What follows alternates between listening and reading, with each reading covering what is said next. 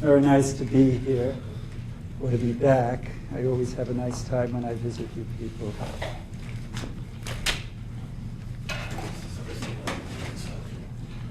And we usually have a clock. I'll put this clock here. Right in front of you. I don't think this is totally in focus. Let's see. Is that okay from you? Is that all right? Maybe we should move forward a little, make it a little bigger. That's fine. It's okay. That's fine. So my topic today is neural dynamics of speech perception and word recognition. And in particular, I'd like to focus on the question of what's the relationship between working memory and long-term memory during speech perception and word recognition. And first, I'd like to give you a general introduction before trying to develop a theory for you to try to explain hard data about speech psychophysics. And there are many issues that are raised here, but one of the core issues will be discussed within the context of what I call adaptive resonance theory, or ART, that I introduced about 25 years ago. And here one of the key issues is what I call the stability-plasticity dilemma. And what that is simply, how can we continue to learn throughout our lives through adulthood without causing catastrophic forgetting, or how can we learn quickly without being forced to forget just as quickly? So, for example, if I come to a room like this, I can quickly learn a lot of your faces without any fear that I'll go home and forget my wife's face or my kid's face or my parents' faces. And to solve this problem, ART has suggested some matching and resonance rules, and I'm just going to tell you about these just to get you going, and then I'll illustrate everything in the context of speech data. First, the claim is that bottom-up activation by itself is not enough to solve the stability-plasticity problem. It can, of course, excuse me, bottom-up means from the outside in, from out of the world into your brain. By itself, it can activate target cells or nodes in an automatic fashion, but the claim is that in addition to this, you also need top-down processing from the inside out. In particular, and let me just tell you the properties and then illustrate them for you in pictures. You need top-down expectations, which can learn prototypes that have at least three properties. First, they can select consistent bottom-up signals. They suppress inconsistent bottom-up signals and try to focus attention on the signals that they view as consistent with the expectation. On the other hand, they cannot by themselves fully activate target nodes. They can modulate or prime or sensitize them, but if they could fully activate them, then you would be hallucinating without any bottom-up information. And so the context in which this happens are multiple levels of processing with processing cells or nodes that get activated with a kind of short-term memory or short-term working memory. And these activated cells now send signals, in particular bottom-up, to target nodes at a higher level. And these signals are multiplied by long-term memory traces or adaptive weights that have encoded filtering information into the system. And you'll have a fan-in of a number of these LTM-gated signals, which will add up at target nodes, which are then designed to compete with each other to choose one or a small number of winners. Now, if this were all that were happening, then one would be in a model called competitive learning or self-organizing feature map that Christoph van der Malsberg and I introduced in the mid-1970s. And in that sort of map, you would have the winning nodes, which are now forming a compressed representation because you've thrown away a lot of the distributed information. These winning nodes would trigger learning in the adaptive weights touching them, and the pattern of these adaptive weights would track the pattern of the signals coming to them through their bottom-up pathways. And in this way, these two vectors can get better and better matched, and you can get a much more focused activation of the category compressed representation. And this sort of competitive learning or self-organizing map, which has been popularized by a number of people, including Cohen and Rumelhart and Zipser, does do a lot of nice things. On the other hand, I already proved in the mid-70s that if you hit this kind of network with a large number of input patterns that have statistical drifts in the inputs, then you can catastrophically recode these adaptive weights and it'll never settle down. And so at that time, a variety of data analyses led to the suggestion that that isn't all that's going on, that as soon as you activate these target cells, they are going to try to read out a learned top-down expectation, which codes a prototype of all the patterns that have succeeded in activating those target cells in the past. Well, what happens when you read out that expectation? Well, it's here where we want these arc matching rules. So for example, in the bottom-up mode, suppose that you have a multiplex feature that very much activates this node, another one that activates this a little bit, another one that activates that in an intermediate way, and now you turn on one of these top-down expectations. Well, what needs to happen, I claim, is the following, that if you have large adaptive weights in this prototype, then that can select and even amplify the activities of the corresponding features. On the other hand, if the adaptive weight in this pathway is 0 or very small, then even if you have a very strong bottom-up activation, you're going to suppress that activity. And what you're going to do is start focusing your attention on the pattern of featural activations that are consistent with the hypothesis that this category is correct. So it's a form of hypothesis testing.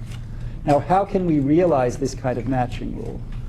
Well, over years of doing studies, it turns out that time and again, the very simplest possibility seems to have been chosen by the brain. And so let me just suggest that this is a schematic of what the brain does to realize this matching rule. It's simply a top-down, on-center, i.e. excitatory, off-surround, i.e. inhibitory network, in which the on-center encodes the learned prototype. So bottom-up, a pathway can activate its target node. Top-down, the prototype tries to turn on its target nodes, but the claim is that this excitation is approximately balanced by the inhibition, so that where you do have excitation here, you'll almost have the same amount of inhibition. There may be a residual amount of excitation, but on the other hand, these cells won't be able to fire. If, however, you have a bottom-up activation at the same time that you're in the readout of the learned top-down prototype, then you have two sources of excitation against just one source of inhibition, and therefore the bottom-up activation can be preserved and even amplified. On the other hand, if you're a bottom-up feature that is outside the prototype, then all you're getting is this inhibition, and you have one against one excitation inhibition, and you're shut down. So the claim is that that's how you get the arc matching rule. And in fact, in the context of vision, work has gone forward much more than it has in our work on speech. And here we suggest a very detailed circuit, which is well known to occur in visual cortex, which we believe realizes this matching rule. In particular, if you know anything about vision, you know that the first two stages of visual cortex are V1 and V2, for example, in monkeys. And the claim is that the arc matching rule is realized by a top-down signal, for example, from V1 to V2, that comes out of layer 6 in V2. It goes to layer 6 in V1, possibly through a polysynaptic pathway, which is known to exist. And then it is folded back into the feed-forward flow of information into layer 4 of V1, which is a primary target of bottom-up afferents. And the claim is that from layer 6 to 4, you have an on-center off-surround network where you have balanced excitation and inhibition in the on-center. So the claim is that this folded feedback circuit from 6 to 6 to 4 realizes this kind of matching in visual cortex, and the prediction is that the same is true in all sensory and cognitive neocortex. And in fact, now we have very detailed schematics of what these circuits are, and you have this sort of folded feedback operating. Really, the claim is at all stages of sensory and cognitive neocortex. So this is not a metaphorical theory. It may be wrong. It's quite detailed in what it claims. Where does adaptive resonance come into the picture? Well, the claim is that the attended feature clusters reactivate their bottom-up pathways, turning on the winning categories. These in turn reactivate their top-down pathways, and then that triggers a bottom-up top-down resonance. That's what the claim is. And the claim is that this resonance is going to synchronize the activities of all the resonating cells, amplify them energetically, and prolong them by locking into a kind of coherent state. So both the energy scale and the temporal scale are going to get bigger. And the claim is that this resonant event, which is a context-sensitive representation of the whole system, that then triggers learning. So the idea is that with all these contextual constraints resonating, it's now okay to change these adaptive weights in order to match the constraints of the resonating data. So the claim is that it's the resonance that triggers learning. That's why I call it adaptive resonance theory. And it's this resonant control of learning that in part helps to solve the stability plasticity dilemma.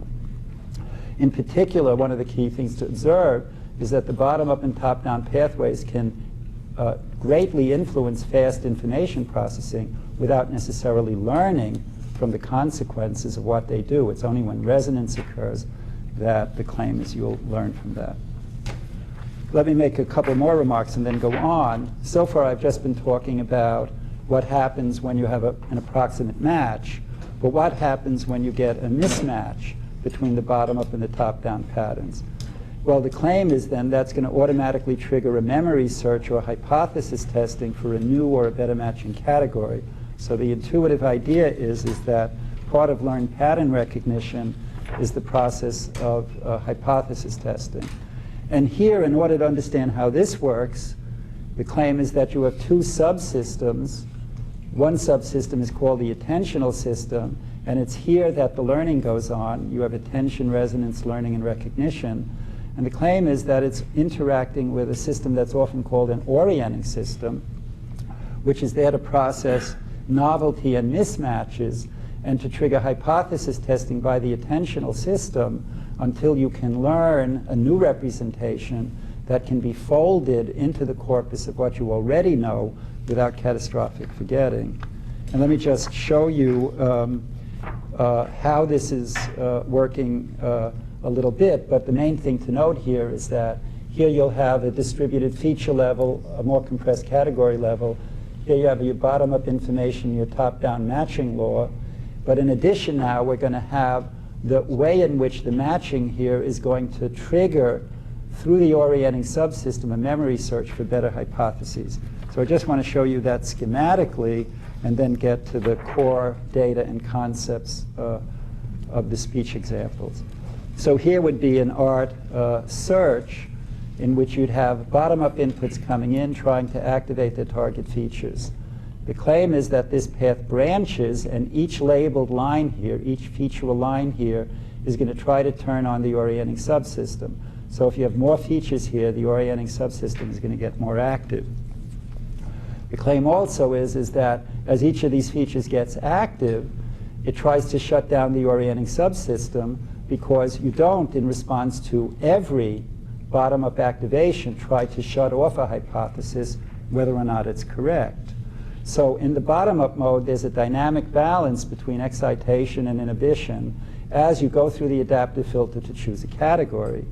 When you choose the category, you read out the learn top-down expectation, which obeys the art matching rule, and let's say that a number of features are not supported by that prototype. Well, they then crash. When they crash, they remove a certain amount of inhibition from the orienting subsystem. If too much inhibition goes away, then the excitation can overwhelm the inhibition, and that can trigger a non-specific wave of activation here. The claim is that novel events are arousing. So this is an arousal event that shuts down your hypothesis, unmasks the pattern here, and then reinserts the original pattern because it's unmasked, which now goes through the adaptive filter again. But because these things have been active, they stay desensitized for a while, and then the theory shows how you can search and form new hypotheses here. And so there's a whole theory about how this search works out. That's all I want to say about generalities, except to say that although these generalities I'm just saying to you now in a very non-technical way, this is a subset of the applications where art is now being used in a very serious way in technology. So if you want to be able to do this kind of fast incremental learning in response to huge databases that are continually changing, these heuristics do work. But today what I want to do is to just point out that these heuristics, when specialized, help to explain a lot of data at multiple levels of the auditory system. I won't talk today about work on auditory streaming, but I will try to give you some of the ideas that help to explain some hard data about variable rate speech perception. And I always like to start with data about phonemic restoration because I think they're the type of data that one should think about a lot if you're really interested in about how the mind understands speech. And these are classical data that go back to the Warrens in the 1970s, where, for example, if you have a broadband noise followed rapidly by the sounds "eel was on the," that if it's followed by the word axle, you don't hear the noise in noise eel, you hear the word wheel was on the axle. If it's followed by shoe, you hear heel was on the shoe. If it's followed by orange, you hear peel was on the orange. If it's followed by table, you hear meal was on the table. And of course, this has to be done within a certain temporal processing window. But what this shows is that the future, in particular the last word of the sentence, which disambiguates the noise, influences the past. Because you don't hear the noise, you hear the selection from the noise of the formants consistent with the expectation of the meaning of the whole sentence.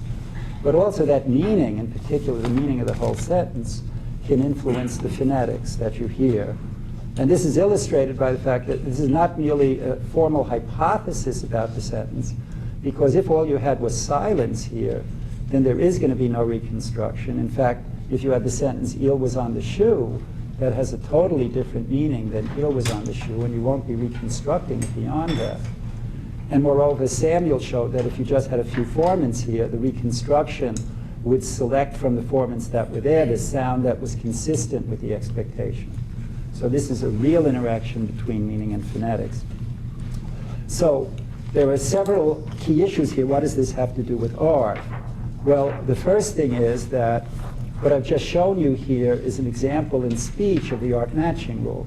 Namely, you have a top-down expectation that selects from a noise those formants that are consistent with it and suppresses the rest. On the other hand, if there are no noise components, as in the case of silence, there's nothing to select. So you can't create something out of nothing, but you can select from an ambiguous signal. But that shows that there's this kind of matching going on. But what about resonance per se? Well, this has to do with the fact that we don't hear the noise in noise eel was on there within this processing time window. That shows us that the bottom-up activation by itself, just coming into the brain, isn't what we're hearing consciously. Because if it were, before you even get the last word in the sentence, you would have heard it. Rather, there's a slower process going on, and that slower process is taking advantage of contextual activations of things even as high as the meaning of the sentence, which now feed down in a top-down fashion and select from the noise components. And it's through the bottom-up, top-down resonance that develops that you get your conscious percept. So the claim is that bottom-up and top-down activations combine on a slower time scale, and that this is the resonance time scale, and that's why something in the future was able to leap backwards in time to influence that noise by art matching. So the claim is, in so many words, that conscious speech is a resonant wave. And one of the hardest things to understand is how the future can influence the past while we still have the conscious impression that the past always goes toward the future. And to illustrate that, I'd like to summarize for you 3 studies that quantitatively simulate different types of challenging speech psychophysics data and try to give you a feeling for the kind of mechanisms that enable you to quantitatively simulate them. So I'll start with the simplest kind, which I think already has some features of interest. This is from a paper that I did with my colleagues, Boardman and Mike Cohen, that appeared in JEP a couple of years ago. The other 2 studies haven't yet appeared, and this is the title of the study, Neural Dynamics of Variable Rate Speech Categorization. And here, one of our explanatory targets is a kind of data that's really quite ubiquitous in the speech psychophysics literature. These particular data were collected by Bruno Repp at Haskins' lab, who's done a lot of insightful studies. And what Bruno was interested in was the perception of VC-CV pairs. And so here you have ib, ga, and Bruno wanted to know if I have these two syllables, ib, ga, with a silent interval between them, if I vary the mean silent interval, how long a silent interval do I need in order to hear the two syllables, ib, ga, with a well-defined silence between them, as opposed to the single syllable, iga, with no silence at all. And so what we're plotting on the ordinate here, or what Bruno plotted, is the probability of perceiving two syllables. And so as you increase the mean silence interval here, not surprisingly, the probability of hearing two syllables goes up. That's no big deal. On the other hand, he also considered the same problem for the syllable ib, ba, where you have the same consonant separated by a variable silence. And the question was, when do you hear these two syllables separated by silence as opposed to one syllable, iba, with no silence? And here again, he plotted the probability of hearing the two syllables against the mean silence interval, and again got a characteristic category boundary. Well, what? There's longer time now. Well, that's the striking fact, that these boundaries are shifted by 150 milliseconds. And 150 milliseconds is a huge amount of time on the processing scale of neurons, which are on singles or tens of milliseconds. So it's a very long gap. But more than that, here's a situation where you hear no silence, even though there's really almost 200 milliseconds of silence. So you often worry about the fact that, you know, how are you going to understand speech where there's no real boundary? But the opposite is also true, that even if you have a boundary, even up to 200 milliseconds long of silence, you might not hear it because it's filled with continuous sound. So why is this huge shift there? Bruno also, there are 6 curves here, not 3. And what that was due to the fact was that he had 3 conditions for each set of syllables. One was called the low anchor condition, another the high anchor condition, the other the no anchor condition. And in yellow here, what I have are the proportion of intervals that had a certain silent interval. So the low anchor in yellow has quite a few short silence intervals, and then the distribution goes up to here. And the high anchor has quite a few long silence intervals, and the distribution goes down to here. And then the no anchor condition is just uniformly distributed silent intervals. And you have 2 sets of numbers here because he had 2 different ranges depending on whether it was ibga or iba. And so what basically the data show, why you have those 3 curves there, is that what these data are showing is that the subject's percept tracks the mean silent interval. And that's what these 3 curves are doing in these cases. And so how can we understand these kind of data? Well, the claim is that first you have to know how to design working memories. And there's a well-developed mathematical theory of working memories that I can't show you today and get to my target, but let me tell you what the main idea is. What a working memory in this sense is that as items come in here, they're stored through time in a spatial pattern, an evolving spatial pattern across the cells, and that which items are activated is a content addressable code, but that the relative activity of the items is also coding the order in which they occur. So this is often called an item and order working memory. And the question is, how do you design these things? Let me just tell you that the main idea is to design these working memories so that, let's say, for example, I have familiar words like my and self. And let's say my has some kind of familiar list chunk up here. It's unitized into some kind of category. And self has its own list chunk up here that's unitized into some kind of category. But I've never presented this system with myself before. The rule is you want to be able to design this working memory so that when it goes through the adaptive filter, the part codes for the subwords my and self won't be recoded by storing longer lists of unfamiliar items in working memory. In other words, if you have unfamiliar lists of familiar sublists, You don't want putting in those unfamiliar lists in working memory to recode your learned memory of the sublists. This is the fundamental problem with the stability of learning. I call it the long-term memory invariance principle, and one can write down all of the working memories that have this property. So to get your working memory to be consistent with being able to learn larger groupings of things without forgetting the smaller groupings. Okay. Anyway, so I'm not going to teach you that today, except to say that now as these items come in, they're going to start going through the adaptive filter to try to start activating the chunks that have already been learned. And then those chunks are going to start competing, as in competitive learning. And the winning chunks are going to start trying to read out and select the items that are consistent with them to start resonating. And so intuitively, what's going on in the data, I claim, is really quite simple if you're in a resonance framework. The first idea is that if only you have bottom-up activation, that's never going to get you above a resonance threshold. That you have to have confirmatory top-down feedback, which is going to get you over the resonance threshold, and you'll start resonating. So in the case where IBGA, the idea is that the B got competitively inhibited or reset by the G before it can reach its resonance threshold. Okay, and that's why you only heard the G. Quite simple. In the case of the IBBA with just one consonant, there's a more subtle feature. The subtle feature is, in order to get the B to resonate at all, it first has to climb up. It takes a while to get above the resonance threshold. That takes a while. But when the second B comes in, it doesn't have to get you to climb over the resonance threshold. You're already resonating. All it has to do is to keep you up there. Okay? So the intuitive idea is that it takes longer to start resonating than it does for you to maintain a resonance. And this causes a longer resonant fusion. Okay? And so you hear a continuous flow of sound because this couldn't crash. That raises the question of how do you ever crash?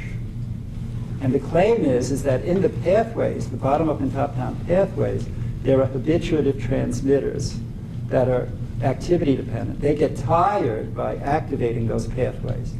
So this is a habituative process that's built into the system. So if I'm resonating through these pathways, basically the pathways that are supporting the resonance habituate and get tired.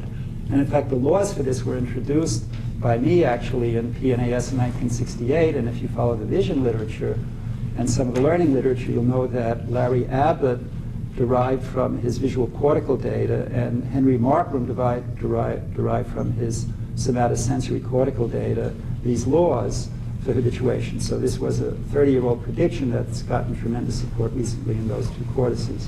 But the claim is that what you're having is a kind of resonant orgasm, that the resonance peaks and collapses under its own weight, and then it gradually recovers, and then you can hear the second bow. Okay. So there are two kinds of reset here. Okay? And let me summarize what I'm illustrating to you. Of course, these are big statements, and I don't expect you to believe anything, but I want you to be exposed to it. The first claim is that conscious speech is a resonant wave, and that silence is a discontinuity in the rate with which the wave evolves. So that, for example, in the case where you have IBBA and you have fusion, even though there's real silence, you don't hear silence because the resonance is just flowing along. It's only when you get a break in the resonance and then nothing happens for a while that you get silence. Okay, and you can say it doesn't happen. I've given you one of many examples where you can bridge 200 milliseconds of silence and hear no silence. That's the challenge. And then there are two mechanisms of resonant reset, at least. One is this kind of mismatch reset, as in the IBGA conflict, and the other is just the habituative collapse of a resonance on its own when its pathways get tired. So there's one more feature of these data I want to emphasize, and that is, how do you keep up with the variable rate of speech? And the intuitive idea here, at least on this very simple point of view, is that what you have is you have a detector here that's just accumulating activation based on the rate of hits here. As you get more and more things coming in per unit time, this thing just gets more and more active, and the claim is that just changes the processing gain of the whole hierarchy, that it ups the integration rate or slows the integration rate. So if you have less time to integrate, it integrates faster, and the way it knows that is by having more hits here. So the intuitive idea here is that there's gain control of the working memory integration rate. That is to say that listener percepts are approximately invariant with respect to the mean silence interval in these data. And that the way in which the model tries to capture that is that the silence interval is inversely related to the input rate, and that the input rate is used to adjust the working memory activation rate so that if things are coming in faster, you integrate faster. And so this results in a tendency toward rate invariant percepts. But on the other hand, the paradox of that is that these rate invariant percepts show themselves through these shifts in category boundaries. So the claim is that sometimes shifts in category boundaries, which look like a form of variance, are manifestations of a deeper code invariance. So let me just illustrate for you what these curves look like so you get a feeling of it. That here you have a case where you have a bottom-up activation of a working memory node. It's about to start crashing at the point where it starts to get top-down support. That boosts it over its resonance threshold. As it gets over the resonance threshold, its habituative transmitter starts to crash. As the transmitter crashes, it gives less activation to the target nodes, so their resonance starts to go down, and then when they get below resonance threshold, the habituative gate can recover and you're ready to go again.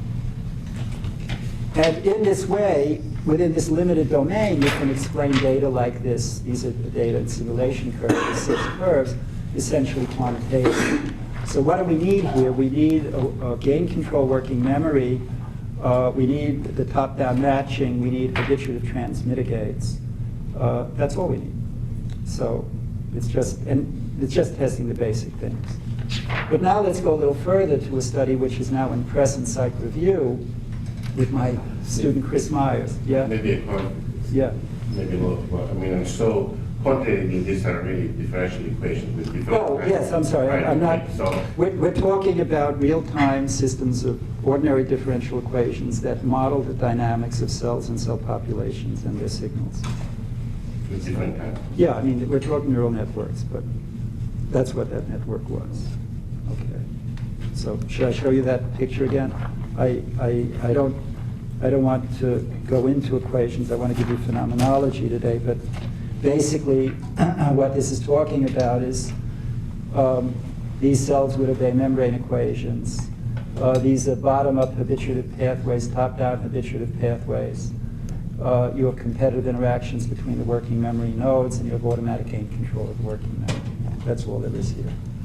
So there's not a lot, but there are many models, like the trace model, the merge model, list a lot of models that can't touch the data because they don't understand what silence is. These circuits are ones that you actually find in the visual system, but you don't know whether or not they're in the auditory system. What is that? These circuits are ones that you actually found. No. Let me make a remark about that. All of this kind of work is theory construction. Theories evolve in stages. The work on vision has been going on for 30 years at a much higher level of work. And the data about visual neuroscience are orders of magnitude richer than the data about auditory neuroscience, which is a fairly new field. So much more is known about visual cortex that it's easier to map onto known data. These are still not very well known in the auditory domain. It's a much newer field, as you probably know. So the canonical microcircuits that you showed before are for visual systems. Right. The claim is that it's well known that there are strong homologs between the visual, auditory, and language cortices, which are specialized for different processing tests. One more spatial or spatiotemporal, and the more temporal or spatiotemporal. And so you expect there to be specializations, but one would be looking for this sort of circuit, specialized to do more temporal kind of things like working memories. Okay, so here the work is more concerned in interword integration and duration-dependent backward effects. And here again, I want to focus on a particular set of data, although there are many data like this. And again, I like focusing on data of Bruno Rep, because I think he does really great stuff. These data, just like the other data, is at least 20 years old. And a lot of these data just hung around for a while because they're conceptually challenging.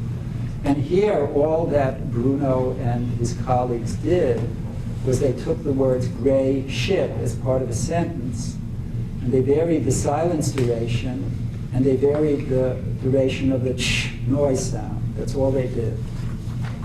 And then they got these interesting category boundaries. Here you have silence duration on the abscissa, noise duration on the ordinate. Within this region, you'll hear gray ship, here great ship, here gray ship, and here great chip. Let me just focus on two features of the data to illustrate that they're really weird, but they're not unique. There are data like this all over the place. Here, for a fixed noise duration, when you increase the silence between gray and chip till it gets almost to 100 milliseconds, instead of hearing gray chip, you hear great chip.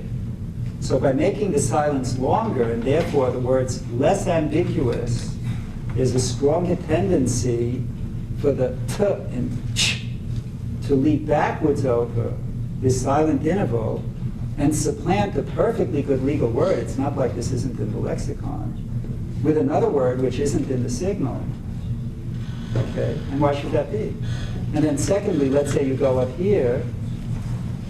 Here, for a fixed silence duration, if you just increase the duration of the ch sound, then the ch sound wants to leap over, let's say 60 milliseconds of silence, to join the t in great and leave behind the word that it really belongs with. So you only have ship left instead of chip. So why is the brain doing this? And I claim it's doing it in order to solve the stability plasticity problem, and thereby to build these coherent groupings. So in order to explain these data, we need to further develop the model. Excuse me. Yes? This, you think, happens to everyone, more or less. Well, I believe these kind of processes. So I can count with it that it will happen to you if I make a silence between gray and chip, that you will hear is a gray chip. Well, these are data with a number of subjects. No, I'm just wondering. So presumably Everyone has their own. Some people, when they want to say great chip, never say great chip then, because they're not stupid. Why should they put in the T when just leaving a silence? No, it's different between what you articulate and what you hear. But that's a different issue. I understand that, but I'm just wondering whether if it's really universal, whether people also adapt their pronunciation to this phenomenon. Well, could I ask that we have discursive questions after the talk and only clarification now, because you're asking a deep question, and if I answer it, I don't give the talk. So if you need me to clarify something, okay, but now I'm going to go on for a few minutes. Okay. So in order to understand these data, you need the same things I said before. You need to have your habituative transmitters, you need to have your working memory, you need to have your competition between list chunks, you need to have your odd matching rule. But you also need to give much more attention to how you form chunks. And the claim is that you need to be able to understand how you can get a multi-scale chunking network. A chunking network that can respond to one item, 2 items, 3 items, up to some finite list of items.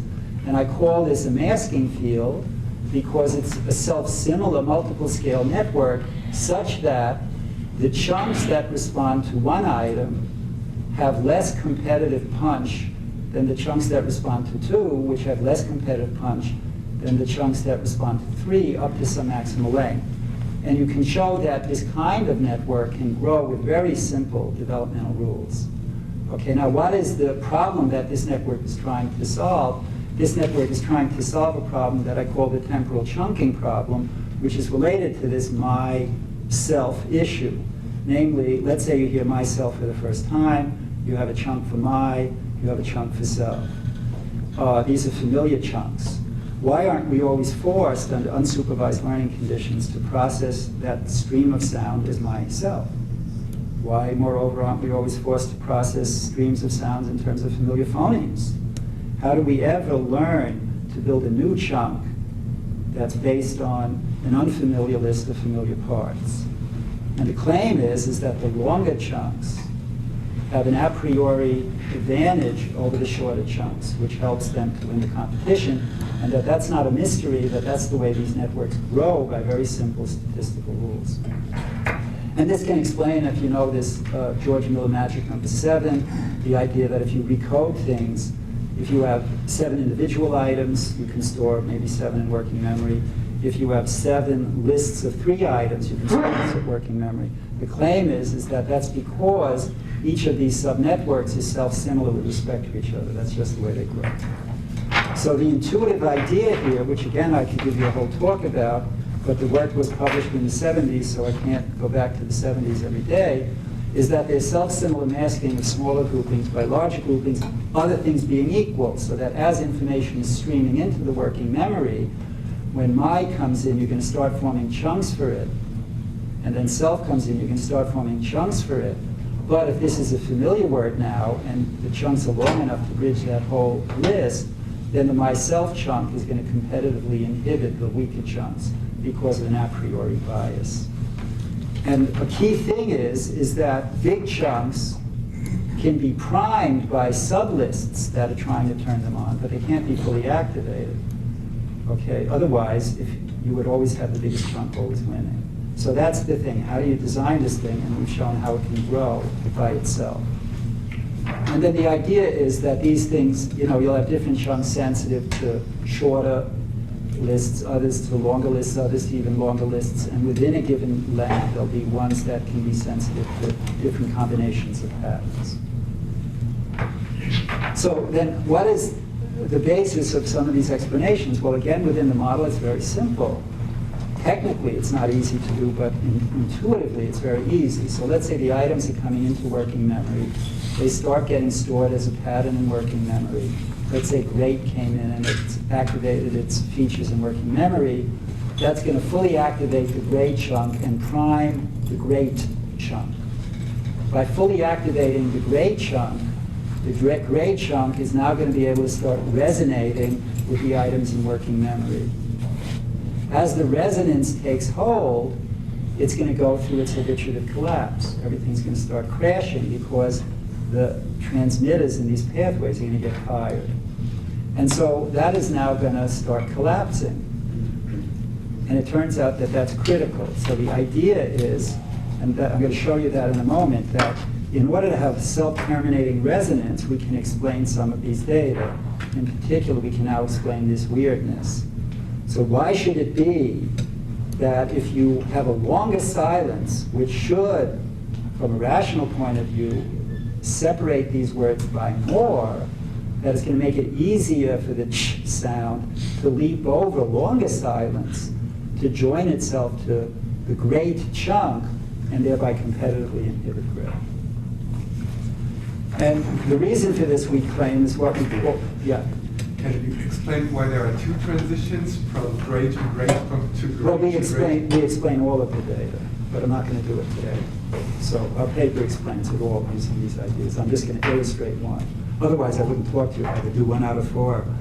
I mean, even in speech recognition, that's not a good rate. Huh? So, okay. So the intuitive idea is simple, though, that you're resonating on the gray chunk. After a while goes on, the habituative collapse starts to occur. And when the habituative collapse starts to occur, you're inhibiting the great chunk less. Now, the great chunk couldn't fire anyway, because it was being primed by gray, but it can only fire due to great. Now, if gray were already strongly resonated, by the time to occurred, it would be so inhibited by gray it could never get out of the noise. But now if you wait a little longer, the gray chunk is weakened by habituative collapse. The inhibition on great is reduced. Great is already being fully primed by these activations here. And remember, this isn't resonating. And it takes just a little while to give that extra boost to grade, because it's already got a pretty high level of primed activation. Remember, it takes longer to activate than it does to get to the resonance threshold. So the intuitive idea here is that by waiting longer and allowing a partial habituative collapse to occur, grade is now free from inhibition by grade. It gets it can now resonate. And so through this, there's been a wave of activation across the working memory, first being covered by gray, and then gradually being supplanted by the grade chunk. So there's this smooth transition from the interpretation from gray to grade, and that's why we call it a resonant transfer, that you've been covering the flow in working memory by this smooth transition between groupings. Okay. So I hope you can see that within this context, that's no longer weird, it just happens. But it's a manifestation, if I'm right, of something very simple, which is that you have to be able to have a self-terminating resonance, otherwise I'd say to you and you'd be hearing it ringing in your head forever. So that's the danger of positive feedback, it has to be self-terminating. And this is just a simulation of that. As it may be hard to see, but here you have 4 items, the 3 items one after the other, and then with the 4th item. And at first, if the interval is short, gray chunk wins, that's what green means.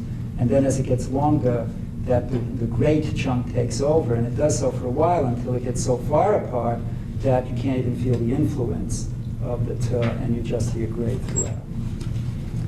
In any case, so within this context, the model can account at least for 91% of the variance of the single word data.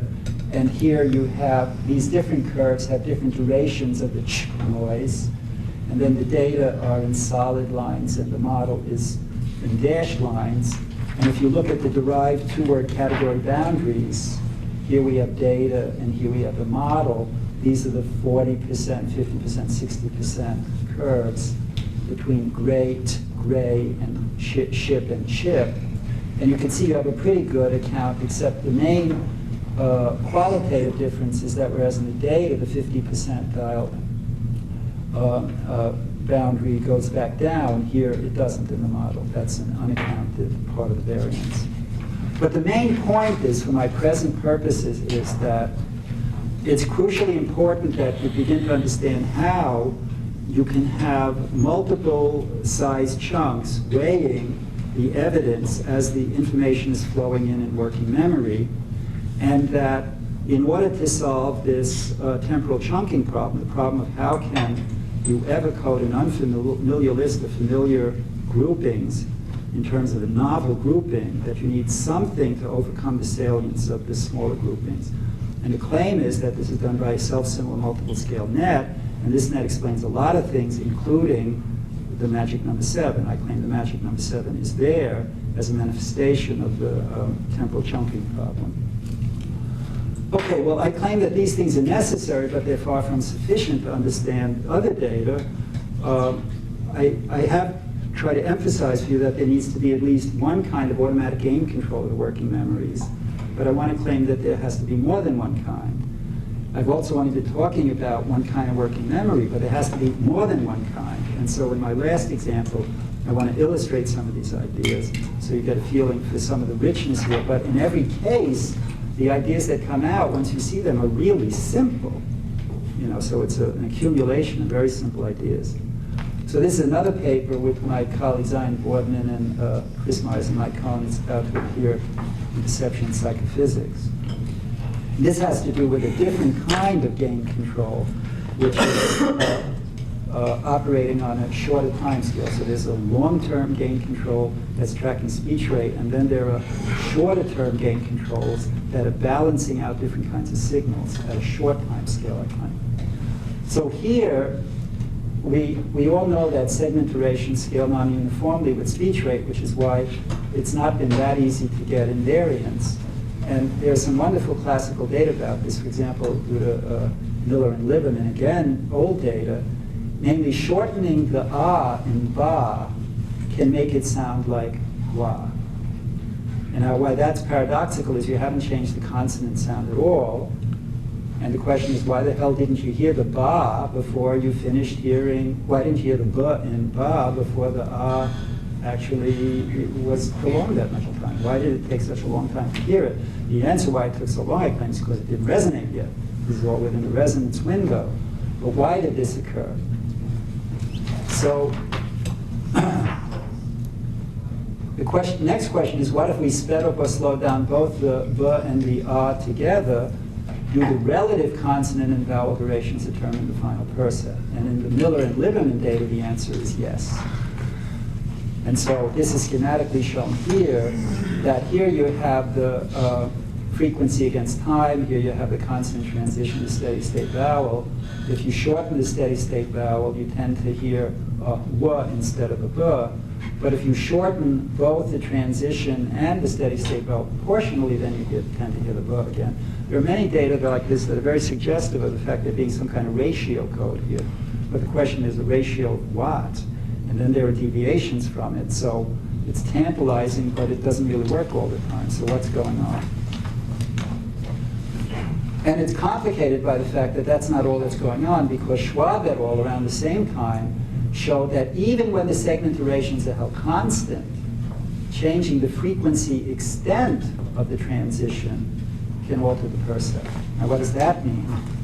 Well, that means that, here's the schematic, that even if the duration of the consonant and the duration of the vowel are the same, by just varying the extent, namely the number of frequencies the consonant goes through, you can recode bada well. So there's some kind of ratio invariance, but it's not perfect. And sometimes there isn't a ratio invariance. So what's going on? Well, here I'm going to make some claims which I can't fully justify, except with the sufficiency claim that it's sufficient to very well explain these and many data like it. And so what I'm emphasizing here is that you have to first be very careful about how you filter your data. I haven't said anything about filtering now, and you all know that you can't survive without filtering. And the claim here is that you have to do filtering in at least 2 parallel channels. And the claim is that consonant type of transitions are processed by a transient channel that's sensitive to these sweeps, whereas steady state vocalic information is processed by a different channel that's interested in this sort of steady kind of vocalic stuff. And there are precedents for this in auditory cortex. If you know anything about vision, then you know that this is also characteristic of vision.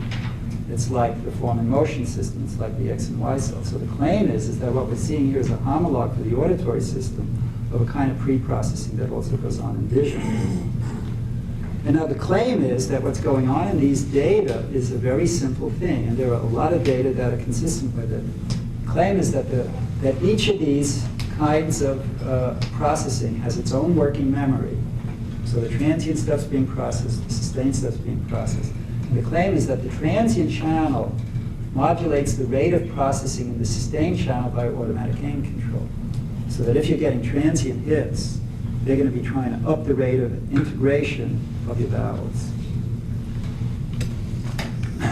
Now, why should they do that? Well, the intuitive idea here is that we're again in a kind of self-organizing map, but instead of having one working memory, we have at least 2.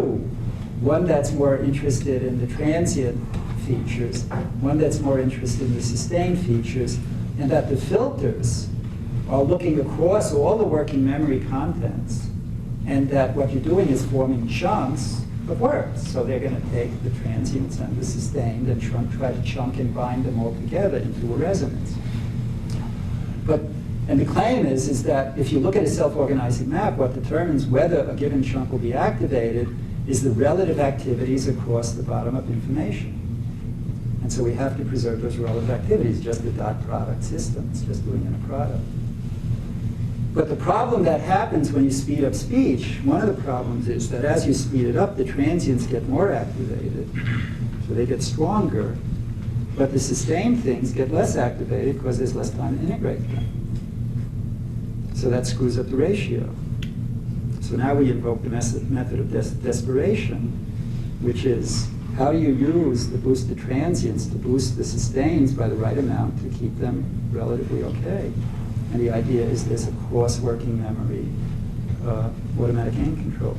So the other working memory, the claim is operating on a corpus of, a whole series of words. It's a slow game control of the whole processing rate. But this is operating on the level of individual words. And some of you may know data of Virginia Mann and others showing that you can get adaptation from consonants to vowels, but not vowels to consonants. This asymmetry, we find these asymmetries buried in a lot of data, and we claim it's due to the desire of the system to try to recover an invariant that isn't in the input. Okay, well then why do you get frequency extent in it? Well, then you have to, this is the only equation I'll show you, you have to look at how you actually compute these things. So I talk about a transient working memory. And if you want to write out a law for working memory, you're going to have a membrane equation for the activation of the working memory. And then you're going to try to turn on the working memory with an input that's proportional to the transition rate centered around the frequency F. But whenever you have a working memory, it's not going to work right unless you balance the excitation in an on-center with inhibition in an off-surround. Otherwise, the thing becomes insensitive. So we have on-center, off-surround processing. But the off-surround, therefore, is going to be taking signals. It's going to be taking a sum of signals from all of the other frequencies that are active. Well, that tends to vary with extent. So the claim is that what we're seeing is automatic gain control from the transient to the sustained working memory with a transient working memory channel that's trying to preserve its sensitivity with an on-center off-surround, and therefore automatically, inadvertently, it doesn't hurt you, so why bother? It becomes sensitive to extent. And all frequencies can be correlated system? I wouldn't want to make that claim. No, I mean, you'd have a law. No, that's a detail that I wouldn't make that claim. So intuitively, then, we've expanded the model a little more by first having a transient channel, a sustained channel.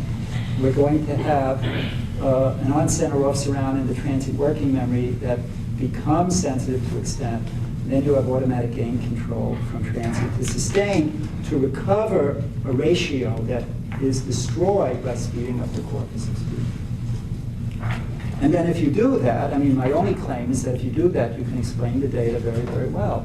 Here you can model 99.3% of the variance in these data sets with a single set of parameters, and that you can test many other models that fail to fit both data sets unless they have properties that are just like what I've said, that the model output increases with rate, decreases with extent, and exponentially saturates with vowel duration. So that more or less brings me to the end of my story. I'm not hoping to convince you of anything today, but I just want to point out to you that if you start thinking in terms of what you need to do to very fast learning, and anyone who studies language has to believe in very fast learning. I mean, if there's ever a system that can learn fast, it's a kid learning the language. Very fast learning without catastrophic forgetting, and then if you just sort of follow your nose, then you're led to ideas which are locally very simple, but which can explain data that I believe none of you could have explained an hour ago. If I'm wrong, then tell me a model and I'll learn it very quickly. So the background is that we're going to have bottom-up filtering from working memory, top-down expectation. It's going to develop a resonant wave on a slow time scale. The claim is that all conscious speech is a resonant wave, and silence is a temporal discontinuity in the occurrence of that wave. Now, I want to make one final remark to try to emphasize for you that I don't believe that what I've said is happening in all kinds of learning in the brain. I don't want you to get the wrong idea. In particular, I've been talking about consciousness a lot, and so I should bring it out of the closet. You know, what is the claim about when conscious states can occur? Everything I've shown you today is consistent with the hypothesis that I made in the 70s that all conscious states are resonant states. On the other hand, not everything is conscious. For example, procedural memories are unconscious. In particular, when I reach for a target, I don't have an internal knowledge of the command for reaching that's like the brightness or color of a scene. It's totally opaque to me. I have the volition to reach, but I'm not conscious of a reaching movement. Yet, learning is crucially important in the motor system because when I'm a baby, I have a very short arm with very low gain on its muscles, and my head is much smaller, and the relationship between my head and my neck and my arm are different. I have to learn all of these correlations in order to be able to reach things. And the claim is, and this would be my final remark, that that's because you have two complementary types of learning going on in the brain. that, and you can see this by looking at the difference between a sensory expectation and a motor expectation. The sensory expectation, I claim, is just like what I said about R. I say to you, look for the yellow ball. And that can prime you. Well, why would you look for the yellow ball? Because I'm Bill Gates and I'll give you $1 million if you see it within a half second. And if you think I'm crazy enough, you're going to get really serious about looking for yellow balls. And so if a yellow ball is there and you're primed to see it, you'll see it more vividly and you'll see it quicker and at a lower threshold than if you weren't looking for it. This is a kind of excitatory priming. This is what I was talking about with the art matching rule. On the other hand, what is a motor expectation? A motor expectation is where you want to move. And what are you matching that against? You're matching it against where your arm is now. So what happens when you move your arm to where you want to move? Well, you're there. So you want to stop moving. So that means that, if you think about it, that if you're going to have target position compared with present position, you would subtract one from the other. And so that when where you are is where you want to be, you're going to get 0 here, because there's no difference anymore.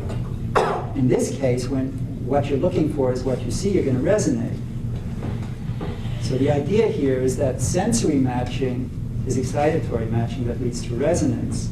But motor matching is inhibitory matching that just stops you when you get where you are. You don't resonate, and since all conscious states are resonant states, this doesn't resonate, you're not conscious of it. Q with D. But correspondingly, there are two different kinds of learning here, and the claim is that this is the kind of learning that solves the stability-plasticity dilemma. So you can learn more and more throughout life and become an expert and learn a language. But we don't want to solve the stability-plasticity dilemma here. God forbid that I was carrying in my brain today the parameters that we used to move my arms when I was 5 months old. These are the wrong parameters. I want to catastrophically forget those old parameters and only store the currently appropriate parameters for my body as it is now. And if I work out at the gym, I hope the parameters change a little to keep up with that. Here I have catastrophic forgetting. Here I solve the stability-plasticity dilemma. Here I don't have resonance, I'm not conscious. Here I do have resonance, I'm conscious. These commands, by learning more and more about the world, give you a stable substrate for controlling the motor commands, which can then adapt their parameters to keep up with the changing body. So I made a general claim today, but it's not everything, and it has to be further developed even within the domain that it may be true. So thanks for your attention.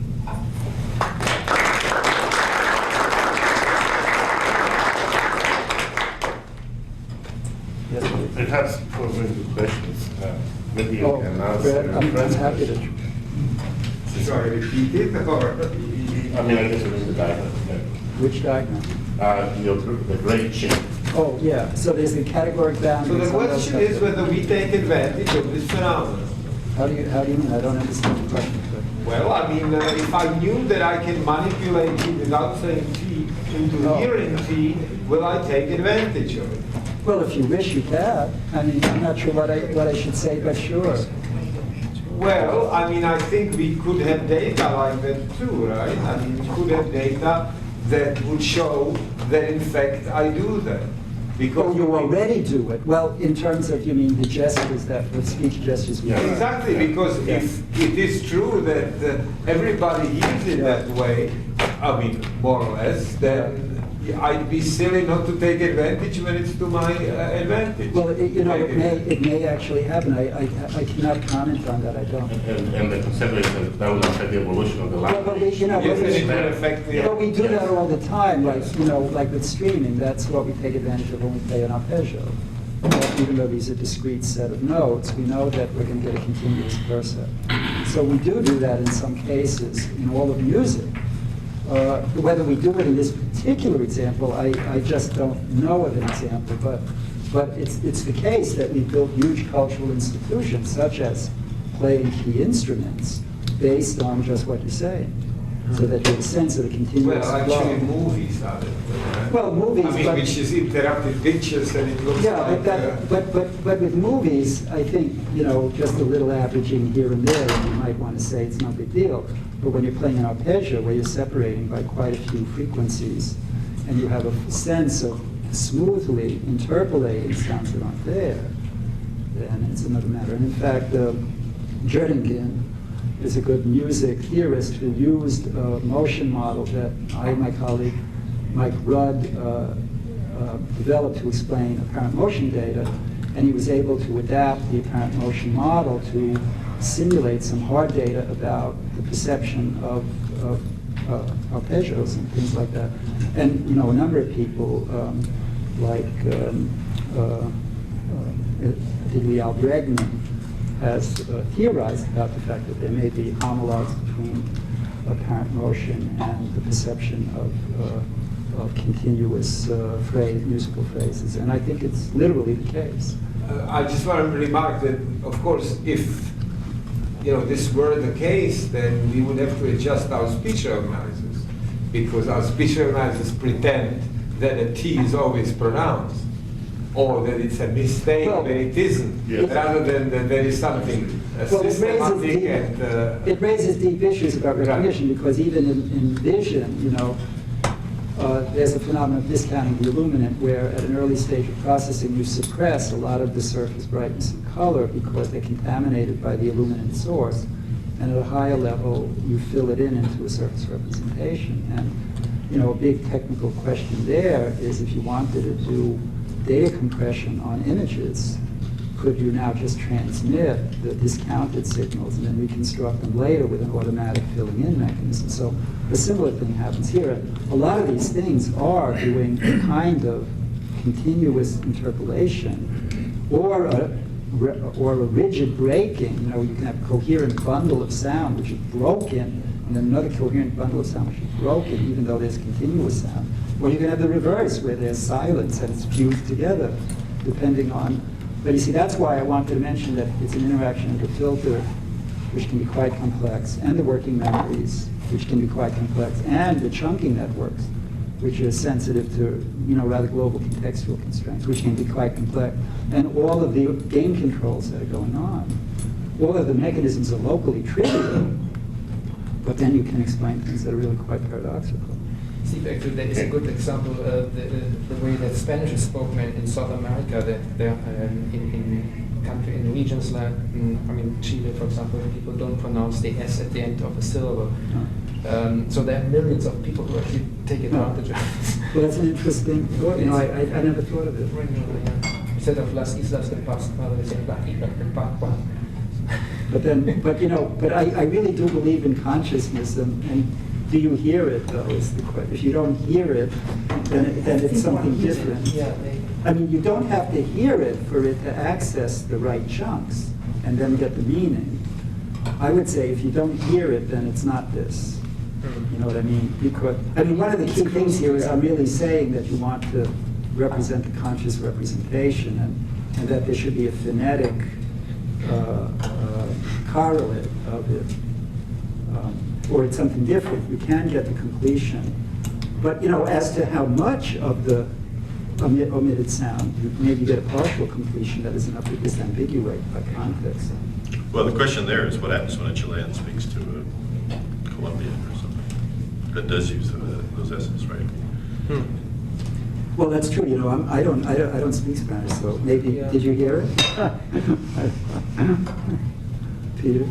I have two questions, Steve. The first one is, how, for your sustained versus transient distinction there, how much do you need the vowel there? In other words, in fluent speech, one of the things we know is that really the sustained things aren't so much vowels. They work fine for the kind of stimuli that Lieberman and Miller were using. Right. But of course, everything's in motion. Right. And so what I'm wondering is, could you substitute for figuring out the sustained thing, say the duration of the syllable itself, perhaps, instead of the vocalic portion? Well, you're raising a hard question. I don't presume to know the full answer, but let me make a comment that may be related to your question, which is that, here with these short things, you don't have, real bowing phenomena.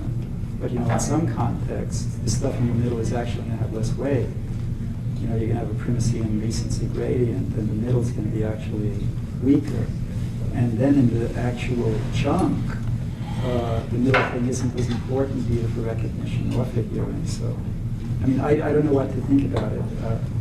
there are a lot of things we don't understand here, but one of the issues is, as you go on, one of the things I didn't say was if you design these working memories so that you can load them up with more and more stuff without destabilizing your previously learned chunks, that for short lists, they'll give you a perfect recall of temporal order, but for long lists, they give you a bowed curve.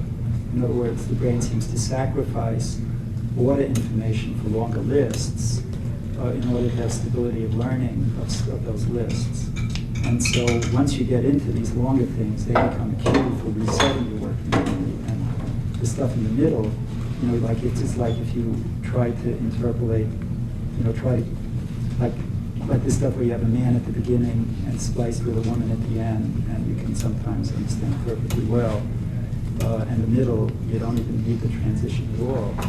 It's just been suppressed by the bowing. And so one of the big issues is to try to get these things to self-organize their filters to match the patterns that evolve in working memory, and that's going to determine which chunks are going to actually crop out. Now, on just if I may, I think we should just put a speaker, and if there's, so people that want to go can go. If Oh, yeah, want to but if you stay. want to stay, I'm happy to answer your So, questions. I mean, just just do what you want.